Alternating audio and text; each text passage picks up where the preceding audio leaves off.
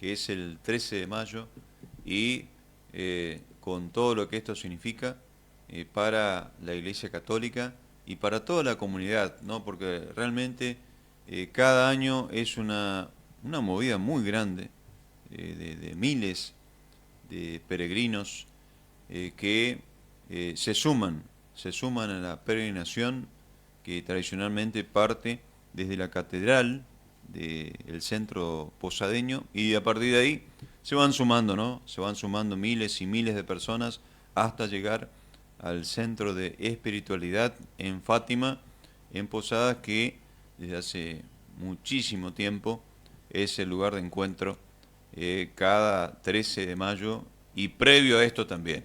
Así que tenemos el placer enorme de recibir a un amigo de la casa, el padre Charito. Buen día. Buen día. Buen día, padre. ¿Cómo le va? Muy bien, aquí preparando, ultimando detalles, lo que no se hizo hasta ahora, ya no se hace más. Sí. Hasta acá llegamos. Sí. Acá lo que queda Claro. es disfrutar y después se evalúa así. Claro, hoy es 6 ya. Ya Hoy, estamos. hoy 6 de mayo ya. Sí, esto empezamos el primero.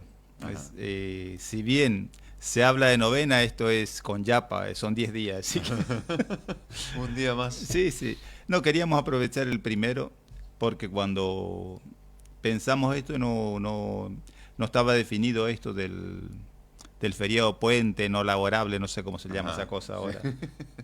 Sí. Por eso arrancamos el primero. Ajá, perfecto. Así que ya, bueno, ya estamos con la novena, Sí. la novena de 10 días, La digamos. novena de 10. Sí. Ya estamos. Bueno, El- ¿cuál es la actividad entonces en estos días? En estos días, todos los días a las 19 se celebra la misa y en ese marco de la misa, la novena, siempre hay una motivación particular para ese día, aunque la motivación general está en sintonía con la convocatoria de toda la iglesia al año jubilar. Desde tiempos inmemoriales, no sé cuándo, la iglesia cada 50 años celebraba el año jubilar, siguiendo la tradición judeocristiana. Ujú. Pero desde no sé cuándo, empezó a celebrarlo cada 25 años. De allí viene esto de las bodas de plata, bodas Ah, claro. de los años jubilares. Ajá. Es decir, los años que se desborda de alegría y también el año en el que se perdona todo. Es decir, la tradición judía, el año jubilar era precisamente para perdonar. Si yo te debía 50 mangos, vos tenías que y olvidarte. A ese nivel. Sí, sí, sí. Ese Ajá, era el tenor. claro. Es decir, el perdón total de todo. De allí viene en el folleto, tratamos de ser lo más sencillo posible para explicar lo que es la indulgencia plenaria. Es decir, esa tradición viene de los años jubilares en que se perdonaba todo. Indulgencia viene de indulto, de perdón. Y tal vez uno por ahí con, confunde o lo entiende como algo idéntico lo que es un indulto de lo que es una amnistía. Y aunque los dos se refieren al perdón, sustancialmente no es lo mismo. Esto se entiende más claramente cuando se da en el foro penal. Una amnistía es el perdón, pero no te borra la culpa. Ujú. El indulto Te borra la culpa. te borra la culpa, o sea que vos seguís con la contravención, diríamos, Ujú, ujú, ujú. pero en el indulto no, Claro. es total. Bueno, padre, así, estaba viendo acá el folleto que dice Fátima, el hogar del perdón. Sí. ¿Eh? Así que de eso se trata en resumen, El año digamos. pasado, no sé qué medio me hizo una entrevista en el patio de Fátima. Y el periodista, que es hijo de las procesiones, las peregrinaciones de tiempo lejanos, él me hablaba de Fátima como la casa de adoración, cosa que es muy cierto. Pero yo le decía, mira, Fátima es mucho más que eso. Fátima es la casa del amor, y le dice, mira aquella parejita ya, qué lindo que es. Y el tipo, es decir, eran dos adolescentes lindos ahí, Ajá. y dice, este es donde se empieza a despertar el amor, el sueño de ser felices. Ajá. Es decir, Fátima es muchas cosas. Es lugar de oraciones. Desde las 6 de la mañana vos te vas ahí. Hay gente que está caminando o que va a tomar mate. Una señora de acá que se va todos los días en bicicleta a trabajar de doméstica a Posadas. En bicicleta. Un día la vi rezando, era las 6 de la mañana, y dije, me voy a hacer del Gil y voy a caminar por ahí. Y me dice, padre, ¿tiene un segundito? Y no le quise salir porque te vi. Y ahí me contó Ajá. que para allí a rezar y a descansar porque tiene que trabajar. Y a las 6 de la tarde, cuando vuelve, para allí a rezar y a descansar porque tiene que pedalear de vuelta para acá. Es decir, es el lugar del descanso también. Qué increíble, ¿eh? Sí, sí. Increíble historia la de la señora. Sí, sí, sí. Bueno, y tantas historias Es decir, que deben transcurrir a lo largo del tiempo en ese lugar. mira, yo todos los días me siento a las 2 de la tarde bajo los árboles ahí a leer y que me vea la gente. Y te puedo decir que todos los días al menos 2 personas se acerca a hablar. A veces hablamos del partido de fútbol, pero casi siempre de cosas muy profundas. Claro. Bueno, o sea que ahora se viene, esa es otra cuestión. Hago el comparativo, por ejemplo, a ver si se me, con todo respeto, Sí, sí, sí. padre, hago el comparativo. Por ejemplo, uno dice, el Día de la Mujer es el 8 de marzo, uno dice, ¿no? Sí. Pero para mí, en realidad, la admiración y el respeto hacia la mujer es todo el año. O sea, uno dice, el Día de la Madre en octubre, el Día de la Madre es todo el año. Bueno, Sí. ocurre lo mismo con Fátima. O sea, se viene la fecha, Sí. pero De hecho, como lo está explicando, de hecho, sí, fíjate que nosotros y en el mundo entero se enfatiza el 13 de mayo, pero la visita de la Virgen a los pastorcitos de Fátima se da entre mayo y octubre, claro, todos los 13, salvo el mes de agosto, que no se precisa el día en que por coacción a los chiquitos esta visita se da en el mismo lugar pero otro día. Yo de este hecho sabía, pero me enteré en el inicio de la novena ahora cuál fue el tenor de la prieta de los chicos. Lo vamos a freír como mojarrita si ustedes siguen hablando de la Virgen.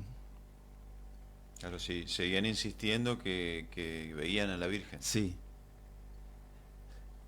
Comentaba esto el domingo pasado en la homilía, porque en la primera lectura que leímos el domingo estaba el testimonio de los apóstoles cuando se les prohibió hablar en nombre de Jesús. Y Pedro toma el guante y dice, no, nosotros somos testigos de esto. Una cosa es ser testigo cuando uno es un hombre probado ya en la vida, que se sabe plantar, y otra cosa es cuando a un niño se le amenaza. Hay que tener mucho aplomo, una santidad intrínseca grande para desafiar a una amenaza así. Claro. Y estos chicos lo hicieron. Yo me pongo a pensar, hagamos un poquito de historia, padre. Ahora ya está todo instaurado en el mundo, el Día de la Virgen de Fátima y lo que representa la Virgen de Fátima todo el año. A eso, Sí, porque sí, a sí, eso sí. voy con la idea que yo quería decir. Y, Pero y Fátima y Lourdes, sí, fíjate que las 3 apariciones reconocidas por la Iglesia muy rápidamente trascendieron. Fátima es la última. Y fíjate, 1817 es la visita a los pastorcitos. ujú, Pero ya en el 59 nosotros teníamos la casa acá. Es decir, Fátima estuvo aquí en Misiones pocos días después de estar en Portugal. Claro, claro, claro. Es decir, y, y Fátima, como lugar, fue quien abrió brechas no solamente en la vida de la iglesia o de las iglesias diocesanas de Misiones, sino también desde el punto de vista civil. Fue lugar de convención de muchos encuentros trascendentes a nivel sociopolítico. Porque tenía espacio, vaya a saber por qué, pero Cumplía varios roles el lugar. sí, sí. Y hasta el día de hoy. Ajá. Hasta el día de hoy. Hoy está más marcado por otras cuestiones. Vos me hablabas recién del centro de espiritualidad, pero también de acogida a los débiles, alcohólicos anónimos. Ahora estamos viendo cómo hacemos el enlace con el mundo de otras adicciones, porque esto es una cosa que algunos lo critican, pero que yo le digo, si no viene, perdón por la expresión que voy a usar, estos faloperos que se vienen a dar la vía vaca. Mm. Y si no van donde la madre, ¿dónde van a ir? Claro está, en la acogida nuestra, ¿qué le ofrecemos? Acá no pasa nada o buscamos el modo de acogerlo para que se superen, para que puedan acabar con esta cruz que están viviendo. En ese sentido, Fátima está teniendo una nueva mirada. Es decir, algunos están preocupados, ¿vendrá gente, no vendrá gente? Y que vengan 4. Pero que le ofrezcamos lo mismo que ofreció en su visita la Virgen en Fátima. Nuevos alientos para la vida, nuevas motivaciones para agarrar la vida y con ganas. Eso debe ser la gran motivación que tenemos nosotros. La respuesta, digamos. Sí, sí. La respuesta a ese pedido de auxilio. Sí, sí. En muchos casos. Sí, son Porque, o pedidos. sea, Sí. si uno tiene una adicción al alcohol, y bueno, ni que hablar las drogas, uno está desesperado, no sabe qué hacer, necesita ayuda, ¿no? Hace más o menos un mes hubo un encuentro a nivel zonal de la Pastoral de la Salud en Fátima. Cuando vino la persona responsable de hablar conmigo, entonces me planteó cuál era el objetivo de este espacio de formación y me dice la pastoral de la salud y del duelo. Entonces le decía, mira, a mí me interesa mucho más la pastoral del duelo que de la salud. ¿Por qué?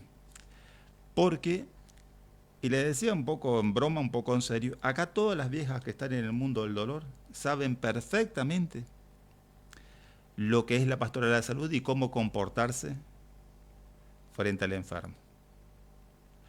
Ahora, lo que no saben las viejas, ni yo y creo que ni vos, es cómo manejar el mundo del duelo. Y cuando hablamos del duelo, hablamos del dolor menos doloroso. Todo dolor duele. Cuando hablamos del duelo por lo general, nos referimos a la persona que está sufriendo la muerte de un ser querido. Ese dolor es dolorosísimo, pero es más fácil de superar. Incluso cuando perdemos a un hijo, que es lo más bravo. Uh-huh. Pero el duelo que se da en los niños por separación de los padres, y ni que hablar cuando hay garroteada de por medio. El duelo que se da en las familias cuando un gurí cae preso.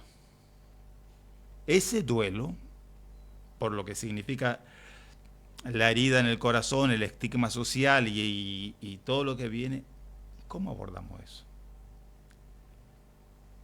Cuando caen en el mundo de las adicciones, Cuando le estaba diciendo esto a la señora que vino a hablar conmigo, cuando miro, estaba llorando. Le digo, ¿ves? Ahora lo que yo te estoy diciendo, vos misma estás sintiendo, te estás mirando al espejo. Y es allí donde tenemos que aportar. Ahí donde tenemos que meter el trabajo. No sé qué fue del encuentro de formación esto, porque yo solamente presenté, saludé y me fui. Y todavía no me he encontrado con la gente que participó. Espero que haya sido de provecho. Bueno, padre, por eso, es un sentido, cuando hablamos de Fátima y de su día, que es el 13 de mayo, hablamos de una cuestión muy amplia, Sí, sí, sí. que abarca No es, como un bien, montón de aspectos. como bien vos decís, no es el 13 de mayo, no es el 13 de julio, es el todos los días. Vienen a la parroquia, yo estoy como párroco, pero la gente va a la casa. No va a la sede parroquial, o va a rezar a la ermita o se va a la casa grande. La otra vez fue algo simpático. Vino un señor que me dice, padre, quiero confesarme. Ah, sí. Y usted no me puede confesar ya en la casa. Decir el sentido. Claro. Bueno, y sí, no, sí, cómo no, vamos para allá. Entonces, son cosas que uno no lo entiende, pero forma parte de aquello que llamamos la espiritualidad popular. Padre, a ver, es imposible resumir para un programa como el nuestro de radio y televisión la historia de la aparición de la Virgen María, transformada luego en la Virgen de Fátima, que apareció en la localidad de Fátima, en Portugal, en 1917. La pregunta es la siguiente, disculpe, padre. La pregunta es la siguiente. ¿Cuál es la explicación, así muy sintética, que se puede entender de por qué se expandió en el mundo esta creencia, este amor por Fátima? Ayer celebré la misa en una radio. Y interesante, fue para mí muy interesante. No iba a decir eso, pero como el conductor del programa es Ismael, dije, ahí cambié totalmente el disco que tenía preparado, porque Fátima se aparece, mejor dicho, está en Portugal, y el nombre de ese pueblo, de esa ciudad, responde a la hija de Mahoma. Es un lugar de tradición islámica. Nosotros los cristianos y los musulmanes somos hermanos en el tronco espiritual. ¿Dónde está la raíz de la diferencia? En que nosotros descendemos de Abraham por Isaac, el hijo de Sara. Los musulmanes se entienden como hijos de Abraham, pero por Ismael, el hijo de Agar. Somos hermanos. Y la Virgen en el Corán es venerada por los musulmanes. Es decir, la Virgen eligió ese lugar porque se sabe madre y hermana nuestra. De allí viene... O sea, no fue por casualidad que apareció ahí. No. Para mí esto es una elección de Dios para hacernos decir, mire, la madre nuestra es la hermana del mundo islámico. ¿Y por qué, padre, se le apareció a 3 pastorcillos? Y no por ahí, no sé, a una persona más avesada en el mundo espiritual, dígase un padre, dígase una monja. ¿Se entiende lo que quiero decir? Sí, ¿Por entiendo. qué, ¿por qué se le apareció a los chicos? Pero bueno, ¿y por qué Jesús nació en el pesebre y no en el palacio? Bueno, sí. En el templo. Es decir, pero es muy lindo. El diálogo de Juan Diego con la Virgen de Guadalupe, ¿cuáles? Che, ¿por qué vos no le decís a alguien más importante que yo para que sea tu emisario? No, vos tenés que dar el testimonio. Es la predilección de Dios por el pobre, por los humildes, por los pequeños. Esto, Santa Bernardita, testigo de Lourdes, una guainita. Juan Diego, un indiecito, hombre ya, pero indiecito. La Virgen de Luján, el negro Manuel. La Virgen de la Caridad en Cuba, los 3 Juanes, esclavos. ¿Ves? Esto es una constante. Es decir, Dios tiene un amor predilecto por los pobres y hace de los pobres sus testigos. Yo me pongo a pensar lo difícil que habrá sido para esos 3 niños soportar la presión de los incrédulos, Sí, ¿no? sí. De que en ese momento, les señalaban a los niños y a las familias de los niños. La familia, ¿Cómo hicieron para la gracia de Dios, soportar todo eso? La gracia de Dios. Esto no se puede sin la asistencia del Espíritu Santo. Esto es humanamente es imposible. Ahí está el misterio del amor de Dios que nos sostiene. De esto es lo primero que tenemos que estar convencidos. Y no solamente convencidos, sino vencidos por el amor de Dios que te da la fuerza para afrontar. ¿Cuándo el pueblo de Fátima, Portugal, realmente se dio cuenta? Muy pronto. No, esto es cierto, esto es verdad. ¿Cuándo fue? Lo que pasa es que todas estas cosas se dan en el mundo humilde. Se da siempre en el marco de lo que hoy se llama la espiritualidad popular, que en un momento se habló de religiosidad popular. Y en esto encuentra pronto acogida. Vos recordarás lo que hoy es todo una cosa grandísima de San Nicolás en los años 80, en que esta señora Gladys Mota empezó a tener no las apariciones, no visiones, porque ella nunca ve, sino es audición, ella escucha los mensajes. Y bueno, eso empezó, primero ella, después un pequeño grupo. Él llega al obispo, que era Monseñor Castaña, que todavía vive el viejito, sigue escribiendo cosas muy lindas. Y cuenta a Monseñor Castaña que ante el desconcierto fue a hablar con quien hoy es beato, Monseñor Pironio. Y Pironio era un tipo alegre, era un tipo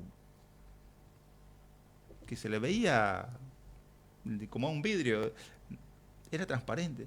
Y dice que le dijo, mira, no pierda la calma. Si esto produce alegría, esto viene de Dios.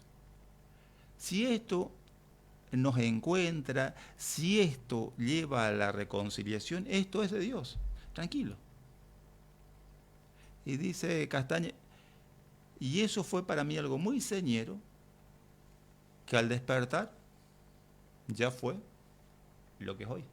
Es decir, de los años 80 a esta parte, ¿cuánto? 40 años.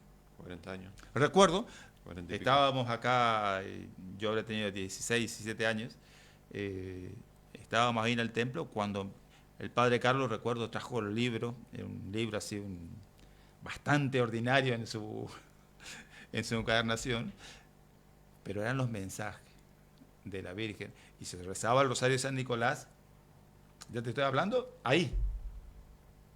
Lo mismo pasa acá. Esto, en este mundo pastoril, rápido se extendió. Claro. Los españoles tienen una expresión muy linda que yo tuve que buscar en el diccionario porque no sabía qué era eso. Bucólico. Bucólico. Sí. Insisto, y esto me enteré hace poco porque encontré ahí, y como estaba estudiando algunas cosas, y viene del mundo de los pastores, es decir, que fácilmente se asocian a lo que creen, a lo que defienden y echan para adelante. Y eso es lo que pasó acá. Padre, antes de abordar el programa, ya comentó usted que estamos en la novena, ¿no? Pero antes de eso, finalmente la Virgen María le transmitió a los tres pastorcillos en Portugal que la iglesia se levante ahí. La iglesia de Fátima, sí, a ver si nos puede contar la historia, si es así o no. ¿Se levantó la iglesia ahí? Sí, sí, en ese lugar. El padre Avelino Rochen, que celebró la misa el primero, lo dijo visiblemente muy emocionado, que cuando él visitó Portugal fue invitado por otro cura que lo llevó y le dijo, mira aquel árbol seco, allí fue donde se dio el encuentro entre la Virgen y los pastorcitos. Y se conoce como los tres mensajes de Fátima. Es decir, que Lucía iba a fallecer pronto, y el tercer mensaje que se reveló hace poco, lo destapó Juan Pablo II. Lo más importante de esto, para mí, es que la visita es en 1917, plena Primera Guerra Mundial. Es decir, cuando el Papa Juan Pablo II visitó Argentina, el mensaje era el mensajero de la paz. Ella fue la mensajera de la paz y de la paz mundial. No solamente de un conflicto entre dos países que mejor no olvidarlo, pero tenerlo ahí. Bueno, padre, venimos para estos lares, ¿les Bueno. parece? Porque ya se está preparando todo para lo que va a ser esta gran movida, esperando la llegada el día 13, el día de la Virgen de Fátima. El viernes 9 empieza a tomar ascenso férreo. Ese día, bueno, ahí están pasando algunas imágenes. Vamos a celebrar con los niños de la catequesis la noche de las luces, así lo llamamos el año pasado y lo mantuvimos. Ajá. Cuando hicimos esto en mayo, nosotros sabíamos que iba a haber bastante gente, pero como no somos especialistas en medir movidas de gente, cuando se dio la realidad nos desbordó. Y era una cosa lógica, si vos tenés 500 gurises en la catequesis, y para una cosa así, viene papá, mamá, viene el tío y la abuela. Se multiplica todo. Y realmente fue una cosa grandísima. El día viernes nosotros vamos a reeditar, este año vamos a tener otra. El año pasado hicimos la silueta de la Virgen, en octubre hicimos una alegoría de la Trinidad, y ahora vamos a hacer otra cosa que no viene al caso. Sí, no se puede adelantar. Sí, el que quiera que vaya. Bueno, lo que me llama la atención es la cantidad de velas. Sí, ahí son 480, creo. Increíble. ¿Ya compraron las velas? Sí, sí. hay que mañana esto, sí, después te voy a mandar porque queremos hacer una edición de más o menos media hora, pero donde no esté el producto final, porque siempre sale el producto, ¿viste? Y el laburo previo, que es tan o más lindo, eso nunca aparece. Y lo que estamos buscando es recoger todas estas cosas, por supuesto. ¿Cómo se llega a una cosa que esto dura 20 minutos? Pero ¿cuánto día de laburo es? Claro. Padre, todo esto va a ser el viernes por la noche. Las 19 la misa, que siempre es una misa muy, muy corta, por todo lo que significa, porque el despliegue de velas en las calles de Fátima, hasta después caminar con ellas, armar lo que queremos armar, eso termina redondeando una hora, pero lo que queremos lograr, eso 20 minutos.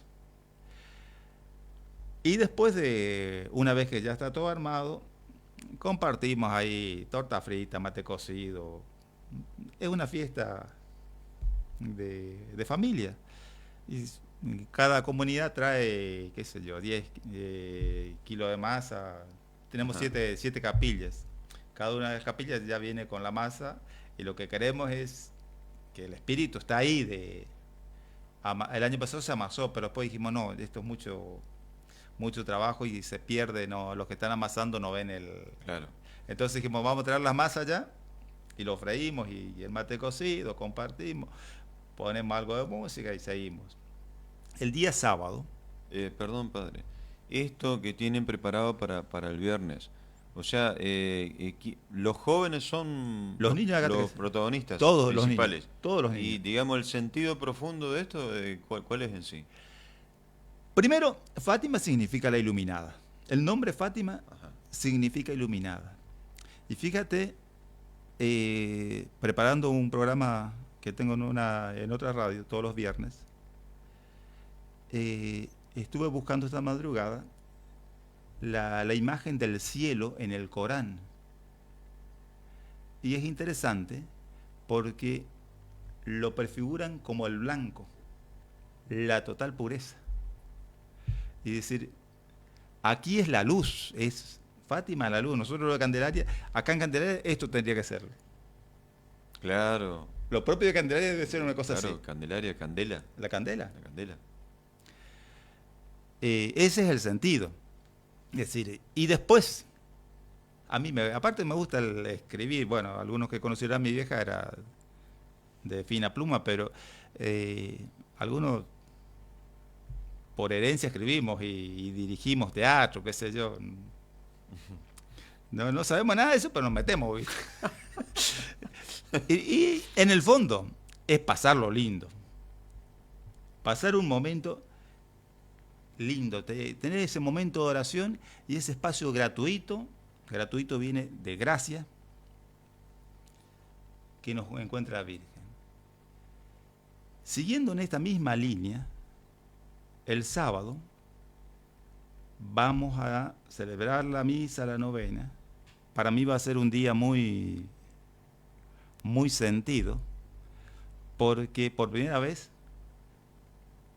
los que fuimos seminaristas en Fátima vamos a animar la misa. Creo que somos 2 o 3 curas, pero padre y abuelo sí somos varios. Y nos vamos a encontrar, va a ser muy lindo porque hay una imagen que está visitando posadas, algunos lugares. La última posta va a ser el Madariaga. Allá nos vamos a encontrar algunos seminaristas, ex seminaristas de Fátima. La vamos a traer en caravana. Y las esposas, desde las 6 de la tarde, van a estar haciendo una animación en el templo. Nosotros estamos viniendo los seminaristas en caravana. Llegamos a Fátima, vamos a ir al cementerio a rezar por aquellos que fueron nuestros formadores, nuestros rectores. Y después vamos a ir a los espacios que eran más importantes para nosotros, como por ejemplo la cancha de fútbol y de básquet. Es decir, ahí en esos lugares vamos a hacer una oración, vamos a ir a la enfermería a rezar con el padre Eugenio, con el padre Pisuti, que ya están viejitos. Si están en condiciones, la vamos a llevar a la misa, si no rezaremos con ellos ahí. Y después sigue la serenata, eso va a ser frente a la ermita, y allí también vamos a tener un espacio gratuito en que vamos a compartir un arroz con pollo o quizás solamente arroz con suerte. No sabemos si vamos a pescar algo más que el arroz. Y el domingo sí, Bueno, ¿qué va a suceder el domingo? El domingo... El domingo es un día clave, ¿no? El domingo es el día grande, diríamos, en cuanto a celebraciones. A las 6 de la mañana vamos a tener una misa en el templo, que esta misa es para los servidores, y esto demanda mucha mano, mucha gente. Y a las 6 de la mañana también está saliendo desde la catedral la peregrinación.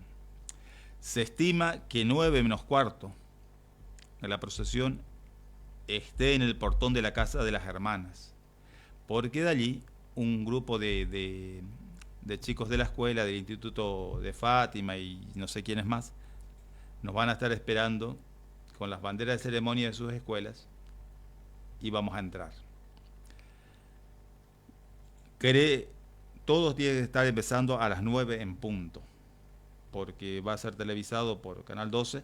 Ya en Fátima. Ya en Fátima. A las 9. Y como estamos en el año jubilar y el templo de Fátima es jubilar, vamos a tener un signo que es el de abrir la puerta del templo. Es decir, para que todos, ¿cuál es el sentido de esto?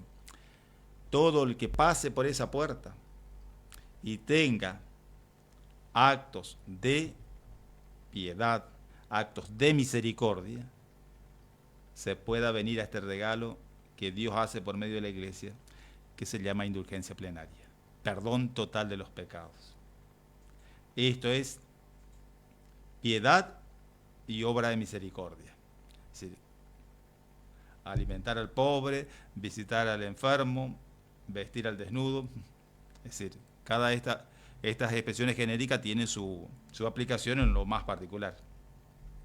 Y se arranca la misa. Esa es la misa de las 9, que es la misa la central. Ahora, hay misa a las 6 de la mañana, hay misa 8 de la mañana, hay misa 11 de la mañana, esto es por los enfermos. Si hay enfermos en la misa, se le hará una bendición especial.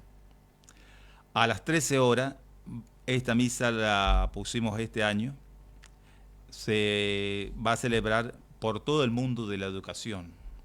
Hoy que tanto se habla y se habla no tan bien y a veces con razón de la educación, pero ¿cuántas veces realmente rezamos porque tengamos una buena educación en nuestros institutos, en nuestras escuelas?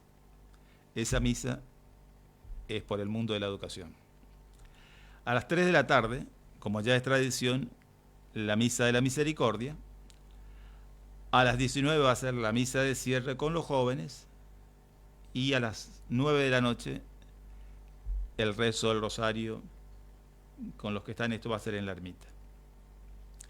El Día de la Virgen, el día 13, ese es un día realmente profundo.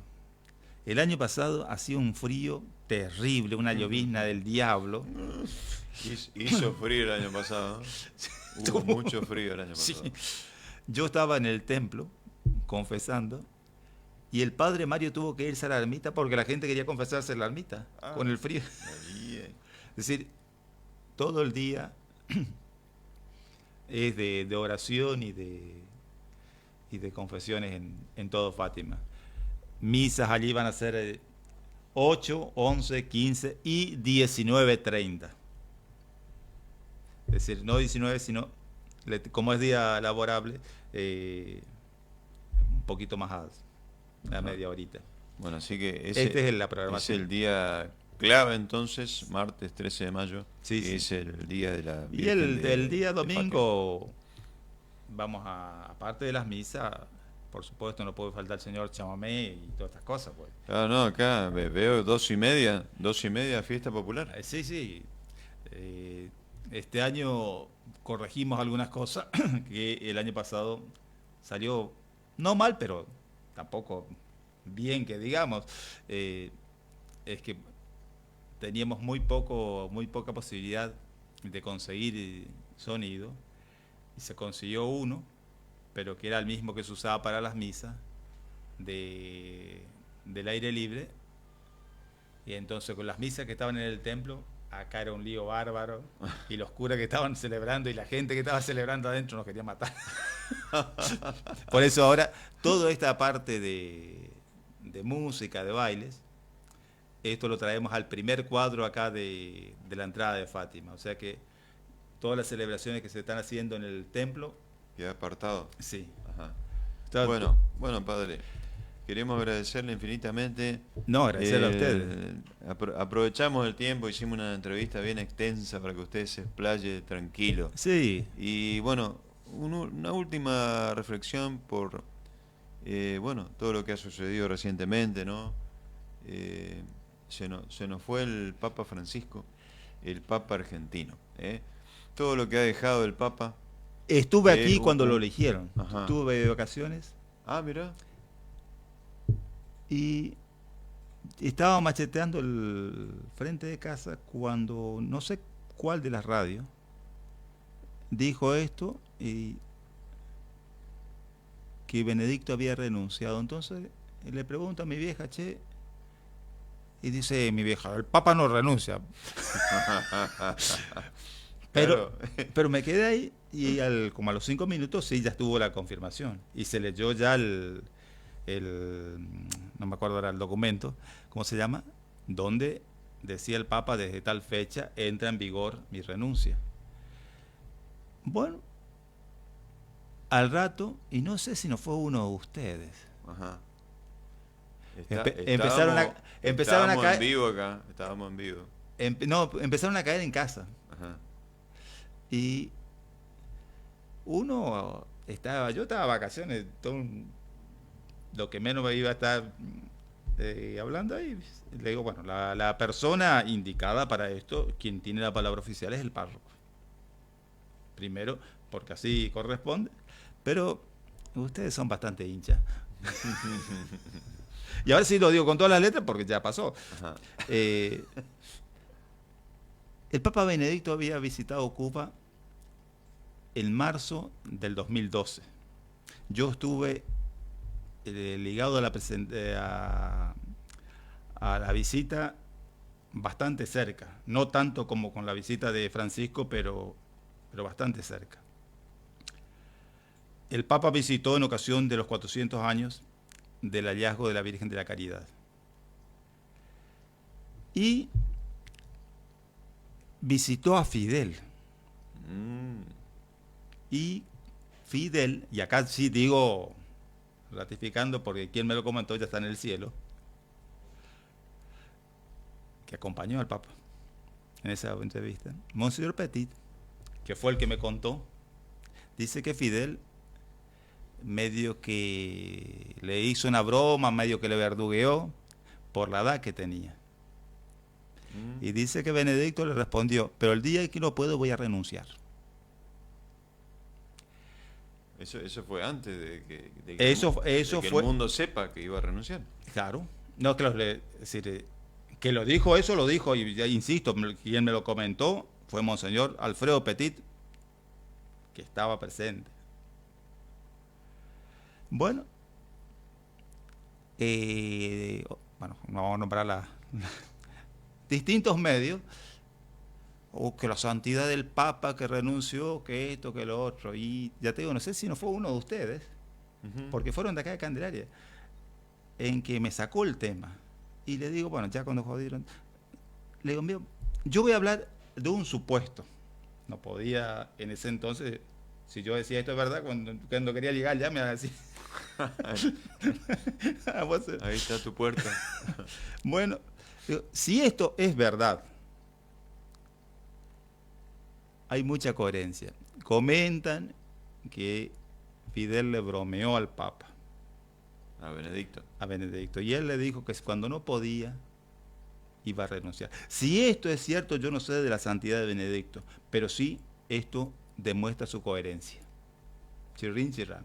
Fin de la cita. Ajá. ¿Está bien? Y así fue. Cuando eligieron a Francisco, era más o menos alrededor de las 3 de la tarde, y era un momento socialmente convulso, porque estaba la muerte de Chávez ahí en esos días también, días antes. Y yo le dije a mi vieja, mira, cuando Julio Bazán saltó Bergoglio Papa, le digo a la vieja, mira, se parece mucho en lo físico a Juan 23. Y en el rostro, mira, se le vea dibujado a Pablo VI. Son cosas que uno por ahí, tal vez desde el sueño que el Papa argentino continúe esa obra iniciada por esto. Y vine a la casa de Lucy porque no teníamos en casa mail todavía. Y todo era por mail ahí. Y le escribo a Cuba, al obispo, y todo el mundo hablaban del orgullo argentino. Cayeron los periodistas de vuelta. Estos periodistas siempre... ¿Qué yo pensaba de eso? Y yo le decía, mira, yo no siento orgullo por esto. Siento un gran deber, que es el de rezar y acompañar al Papa argentino. Eso es nuestro... Acá no hay para orgullo nada. Porque en la primera metida de pata, los que nos vamos a hacer al costado somos los que estamos orgullosos. Después, bueno,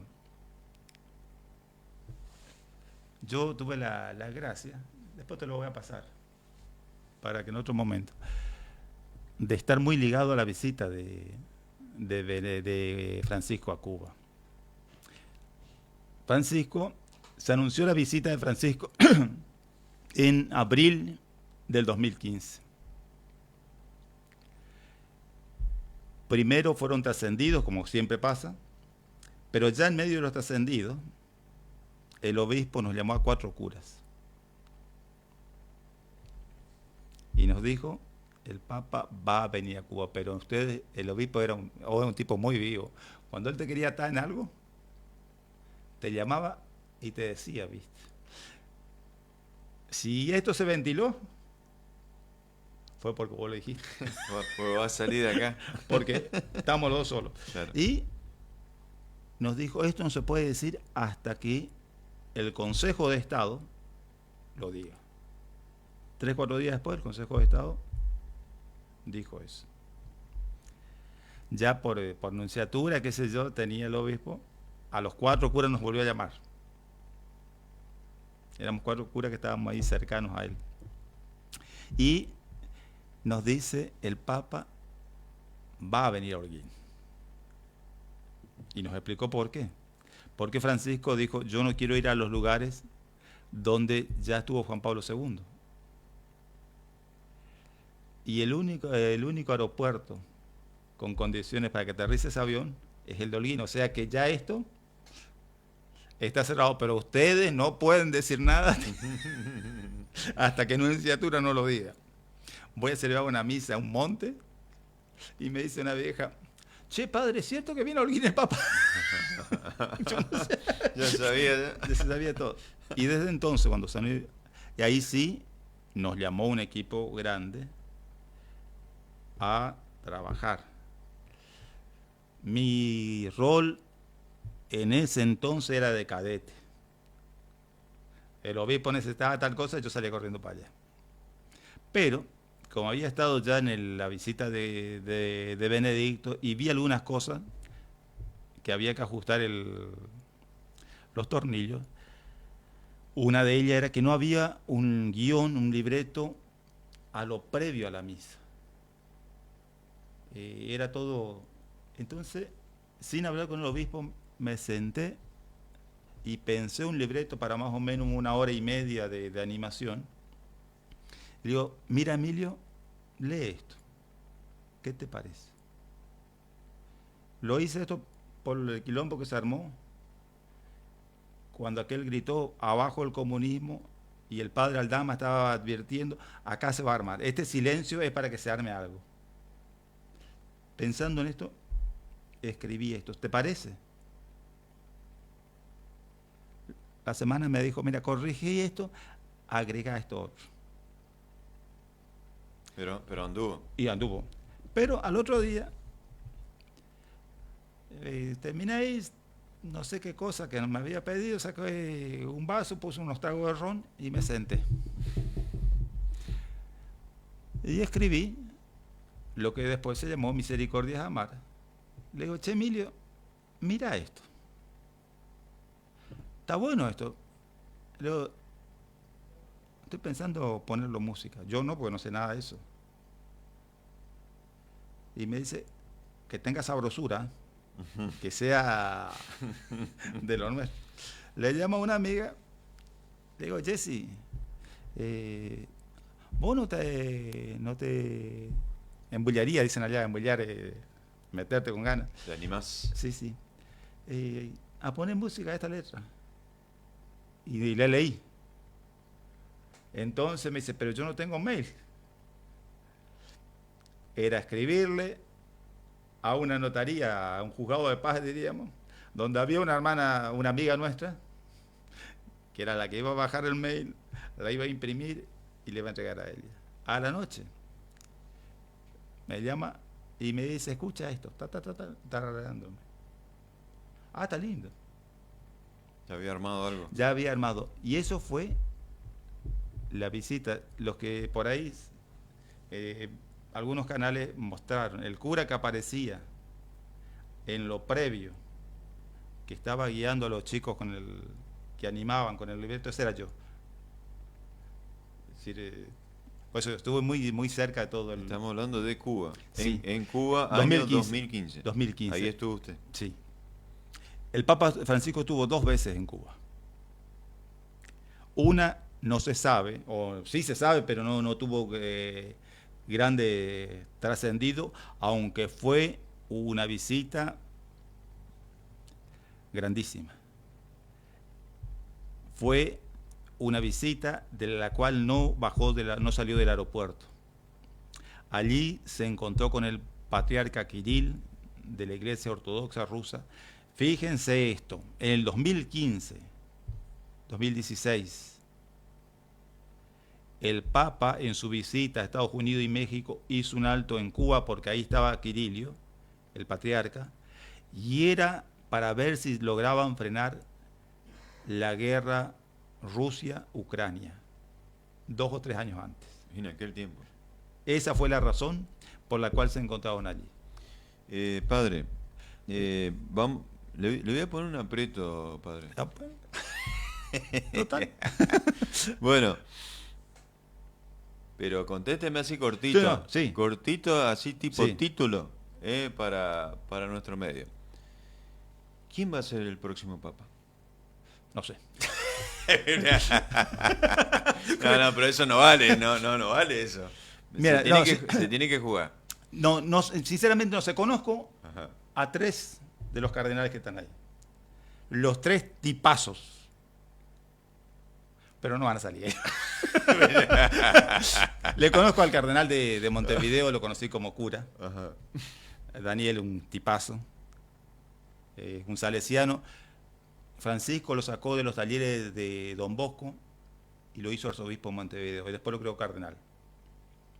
Lo conozco al cardenal de La Habana, Juanito. Un hombre, me consta, él presidió la Comisión de Misiones muchos años, yo era miembro de ella. De rodillas frente al Santísimo 2 horas, me consta. Y de ponerse una bolsa de mandioca al hombro cuando era necesario, me consta. Y de estar siempre muy cerca de la familia. me consta. Así hablaba. Y le conocí también al cardenal de Boston en cuanto a saludarlo. Ajá. Cardenal norteamericano. Sí. Ujú. Eran los 50 años de sacerdocio del cardenal Ortega, entonces obispo de La Habana.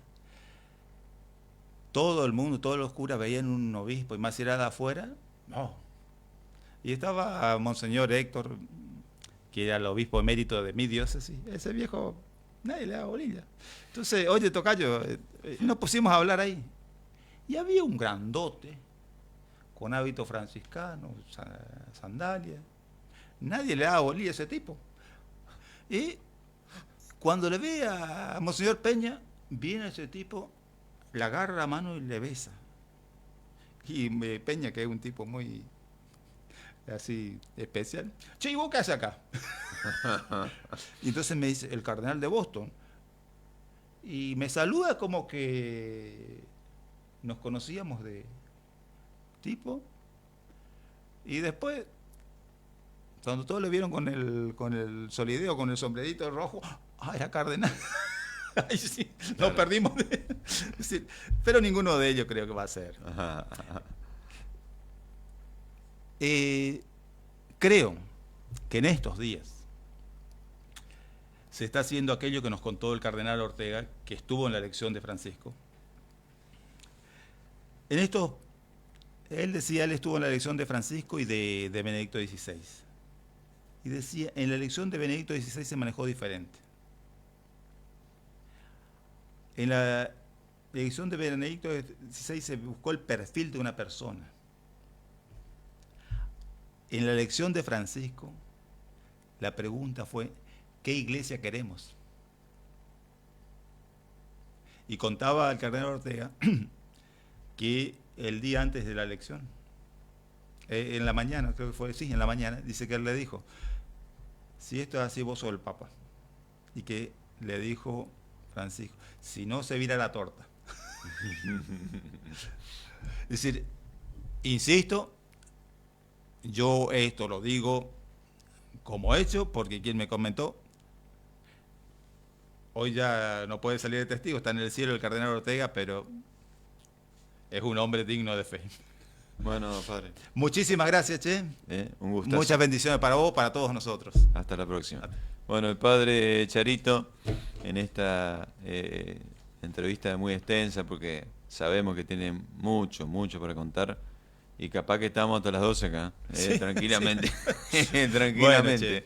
Bueno, se viene entonces el 13 de mayo, Día de la Virgen de Fátima. Gracias. Bueno, Marcelo. Hay dos cosas inevitables en otoño El fresquito de la mañana. y que enciendan nuestra radio. Here